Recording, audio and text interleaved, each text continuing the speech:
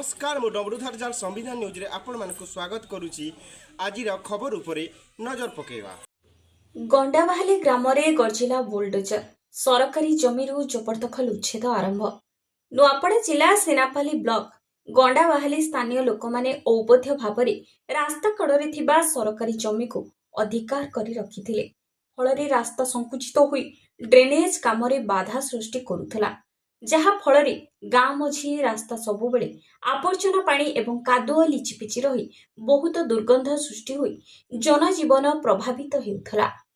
दीर्घदिनर अपेक्षा परे रास्तार चौड़ीकरण एवं ड्रेन निर्माण करने निमंते नुआपड़ा उपजिलापालଙ୍କ निर्देश क्रमे सिनापाली ब्लॉक अंतर्गत गंडाबाहाली मौजारे स्थानीय उच्च प्राथमिक विद्यालय ठारू शिव मंदिर पर्यंत रास्ता दुई कड़े थिबा सरकारी जमी उपरे होइथिबा जबरदखल उच्छेद कार्यक्रम आरंभ होई जाइछे। सिनापाली तहसिल पक्षरु करा जाइथिबा तदंतरे 41 जन ग्रामवासी सरकारी जमी को अवैध भावे दखल करी घर निर्माण करिथिबा प्रमाण मिलथिला। एही संदर्भ रे Odisha prevention of land encroachment act 1972 अनुसार दखलदार माननको नोटिस जारी करा जाइथिला। निर्धारित 30 दिनर समय सीमा अतिबाहित हेबा सत्वे जमी खाली करा जाय नथिबारु प्रशासन पक्षरु आज उच्छेद कार्यक्रम जारी रहिछि।